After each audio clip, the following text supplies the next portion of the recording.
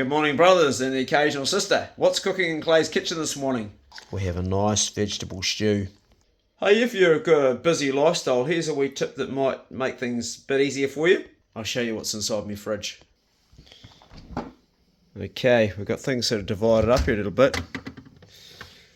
All the multivitamins and stuff up there and bits and pieces that I use. Sometimes when I can't get enough protein, I'll have some of that. And there's the old must-have creatine. But the tip that I was going to share with you was this big pot of stew. Okay, and you can make this up, honestly, a pot that big, which is just full of all the good stuff. It's got everything in there. It's got beans and carrots and kumara and potato, lots of beans actually, peas, leeks, and there's leafy greens in there as well. And then I just throw some more leafy greens in out of my garden. Make it up, keep it in your fridge, and you've got these meals that you can just take. So if you're busy, you do one big cook, but that will last like 3 or 4 days. Down here I keep some fruits, kiwi fruit, just such good value. More veg, and like a pumpkin goes so far. I mean, you buy a pumpkin for $5 and it'll feed you for ages. Yams, and some more stuff on there. Buying those, but won't be soon, be growing those soon. Down below we've got our frozens, blueberries, mangoes, stuff from overseas that you can't get here, different plants. Blueberries are local, frozen foods made up ready to eat. This here we don't have here, do we? Or does anybody grow that? Or okra? Does anybody grow that? Bit of okra Winfrey? Oh no, that's something else. Down here, more frozen berries, and that there is natto, which I'm having for breakfast this morning. On this side, fruits and teas. My brother bought those round oranges he picked for me off his own tree. Delicious. Thank you, bro. Oh, could fill that one up. I picked those myself. Picked them off the ground under a couple of trees that grow locally. Actually, 3 trees that grow locally around here. Just in friends' places that they let me go and pick their walnuts. Flaxseed and chia seed, a grinder to grind it in. They're a bit sad looking wild passion fruit that I picked. These are my own passion fruit I grew myself. Miss Julie always brings this when she comes to my house. Goji berries, different types of lentils, brown rice. This straw's got psyllium husk there and porridge, rolled oats. And this one has the only milk I ever use which has got protein in it. And there it goes there. Soy, it's got no oil, so I use that one. It's good, tastes great too. This cupboard has more of the seeds that I have with just about every meal. Flaxseed, sorry, that there's pumpkin seed and sunflower seed. Beans, black beans, check those out. Whoa, I scored those free, those. They came from Anne Mokta. She was doing a house real estate and the people moved out and they left all the beans. Thank you, Anne. And more sunflower seeds in here in the package. This room here is the old outdoor bathroom of the house. It's got a shower over there and there's a toilet beside me on the other side. And there's a fridge over here that stands up. And of course the freezer, because I'm a hunter. And whilst I'm whole plant-based, I hunt for everybody else. That's off the last animal I got that was half decent. And that's it all cut up in there in the box. And then there's all the frozen soups, all vegetable soups. And this is, again, natto bean frozen in there. And down there, more frozen soups. Bit of a mess right now. And also bread. I freeze my bread. This is actually the best bread that I've ever had. And it comes from Gerard's Fruit and Veg in Mapua. It's not a normal bread. It's a sourdough bread. And it's a whole grain bread. And the logic behind freezing it is when you freeze it, it lowers it right down the glycemic index. And then if you want to lower it even further, toast it. And who doesn't like a bit of toasted bread with a banana and some seeds on top? It's absolutely delicious. Radish sprouts done in balsamic and vinegar this morning. The reason that I eat these leafy greens, these particularly because they're packed with macro and micronutrients. They've got so many, I won't even start to go on what's in this, but when you chew this, the nitrogen in it gets turned into a nitrite as it gets mixed up. It's sort of a synthase goes on with the microbiome. It's in the crypts of your tongue. From the crypts of your tongue right down to your anus, you've got this microbiome. This has nitrogen in it, and that gets turned into nitrite. When it hits the endothelial, which I'm rebuilding back up on this diet, then it becomes nitric oxide, creating vasodilation, opening your capillaries and blood pathways up. There's a bit more to it than that. That's a real rough version. Mm.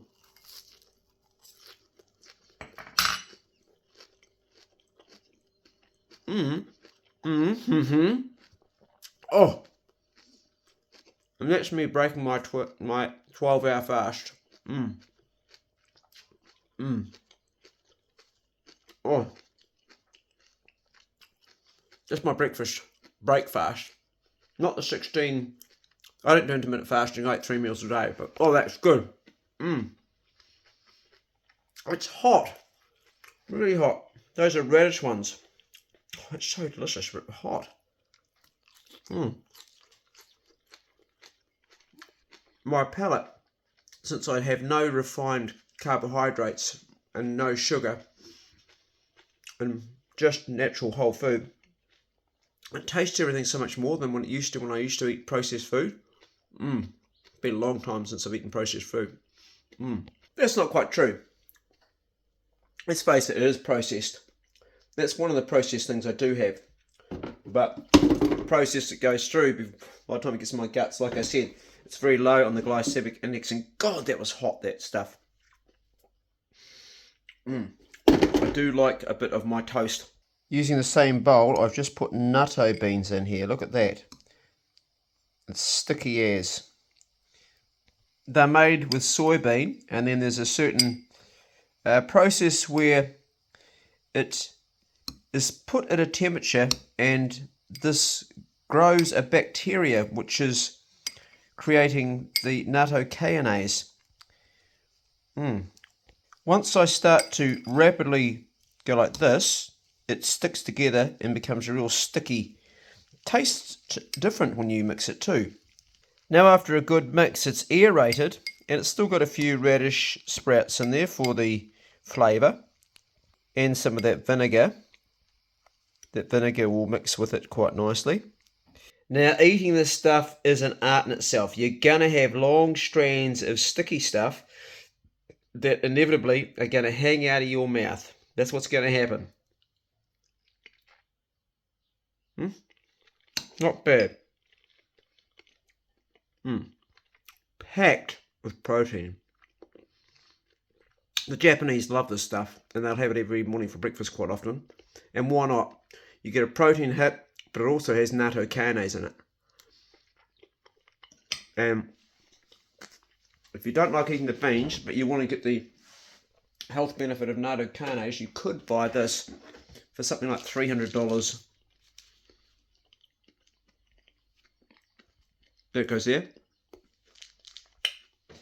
I have yet been able to find all the science, the proof that emphatically says that nattokinase pulls the calcium out of your coronary arteries, but there is belief that it does. Now that's, for me, is generally not a reason to do something, but because it has other benefits as well, which are scientifically proven. Obviously the high protein content is one, also good for your gut flora, creating a better microbiome, giving you a better immune system.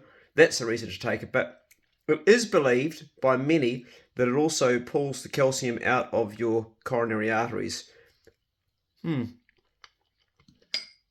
Regardless, I enjoy the taste.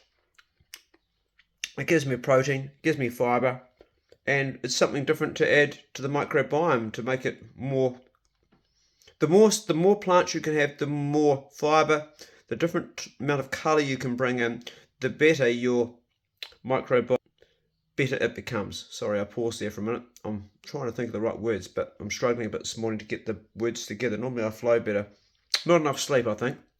If any of you brothers out there are like me and you get woken up with pain, which I do every night, through injuries, the best drug I have found so far with the least amount of side effects is codeine. It's addictive. It's not a good drug. I don't recommend you take it, but if you can't sleep, you've got to have something to get you sleep. And the only side effect I have found, other than what it could be doing to my kidneys and my liver, I don't have a huge amount of codeine, but I use kiwi fruit and prunes because it can make me constipated, but 2 kiwi fruit and a couple of prunes. The other thing too is in my oatmeal I have Syrian husk, and this is a really good fibre as well, which helps you move stuff, and making sure you've got plenty of good fats in your diet. Avocado, nuts, seeds, all the things that olives good, olive oil. If you've got a gut that doesn't poop very well, then a couple of kiwi fruit and you're sorted. You really are, eh? That is my second bowl for the day for breakfast. I keep my nuts in a bag. No, silly joke. I keep my nuts in the fridge because if you keep them outside the fridge, they're going to go off and become rancid. So I keep the nuts that I eat, I keep them in the fridge. I like to have fat with my food, so a few of those. Now, I do have a pine nut tree, which I'm growing, but meanwhile, I'm buying these from Jared's fruit and veg shop in Mapua. Add to my almonds and my walnuts some pine nuts. Just a little bit of flaxseed this morning to have in, and I'm going to grind it up. That way I can get the ALA out of it. There are 8 essential fatty acids, and the ones we really need is like the omega-3. And when I said ALA, which is in the flaxseed, because it has ALA in it, as does chia, ALA gets converted into DPA and EHA. I think that's right. Not sure. Check me on that. But we need to have that essential fatty acid. I'm going to have to check that myself, actually. Okay, I can't remember what I said, but this here is a vegan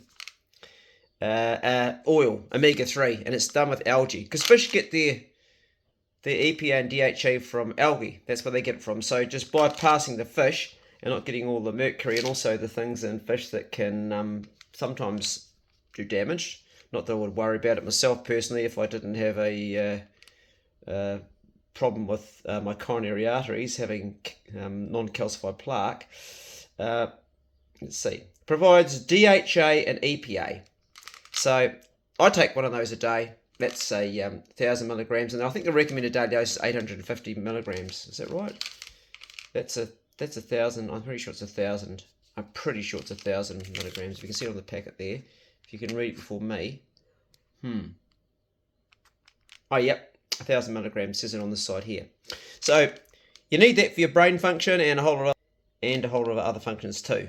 Brain functions, and because your brain's made up of fat. You've got to have cholesterol, eh? But you've got to have the good cholesterol.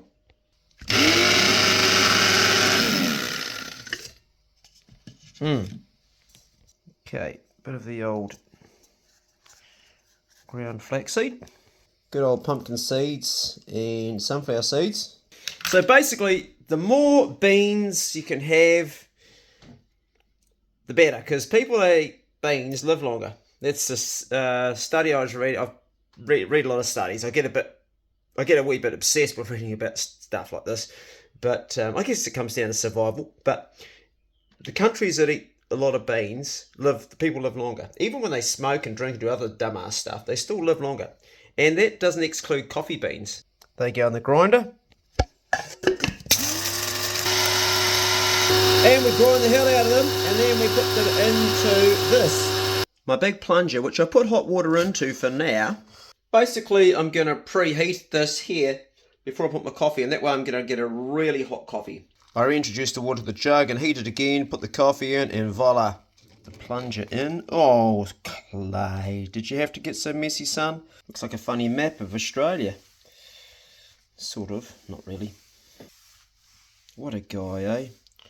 Spills it, films it, holds up a pot, and cleans it all up. Do you ever have those conversations with yourself where you become your only fan? Who else does that? Donald Trump. I'm the best I know at cleaning up coffee than anybody else. I do it so much better. And I guess it's a form of confidence or either self-delusion or ego. God knows. Anyway, I've just about finished this lovely big stew. I wouldn't call it a stew. I'll call it a mixed mash of vegetables. And it's got chili in there too, which makes it nice and spicy hot. My brother Tristan bought me 2 cups, and they pretty much sum him up. 1 cup has got every guitar. I actually bought him this cup myself because we're both musicians, and he re-bought it back for me. I think that's how it went. I think he did. Or maybe someone else did. Maybe Julie did. I can't remember. But he definitely bought me this cup, the vagina cup. It's got every different vagina there is, and so far I haven't been able to pull it out and let any other guests drink out of it. I'm not sure this morning. Am I going to have the vagina cup, or am I going to have the guitar cup? What do you guys think? Huh? Ah, you guys are terrible. Okay, if you really said that, yeah, I knew you said that. How many of you said the vagina cup? Come on, be honest. Hey, come on, you know you did. The women watching this, they probably didn't, but the men most likely did. Okay, how's that going to be? Not bad. But I need to turn this around. There's the hole there. Now she comes out better. Nothing like a good flow. Smells good. This is going to be one strong coffee. Now this is decaffeinated coffee. A couple of thin slices of wholemeal in the toaster. Now I don't know about you guys, but I reckon it's the smell of coffee that I enjoy more than the taste. I'm not sure, but the smell is... That's something else. Now this is a different coffee that I don't normally drink. That's the one that's pre-ground, but this is the same one that's ground, if that makes any sense. Normally I have Swart Cafe's coffee from Swart Cafe in Brisbane from Chloe, but I've run out of that. She sends me a decaf. It evokes some really interesting feelings in me when I smell that. Reminds me of times in Greece, in Crete, sitting out in the tables, watching the skirts flicker around the legs of a gorgeous woman walking past as music came out of the cafe. And then me going up to my room in the hotel to tune my guitar, getting ready for the next show, and then going back down and having another coffee before I ate my pizza, and then going on stage and playing to a whole lot of people. We drank a lot of coffee in Crete. Oh, I can't stop drinking it. It's so good. It's just really like got a nice... How do you describe it? I think it's one of my favourite drinks is coffee. It used to be whiskey, but now it's coffee. It's really, really like divine.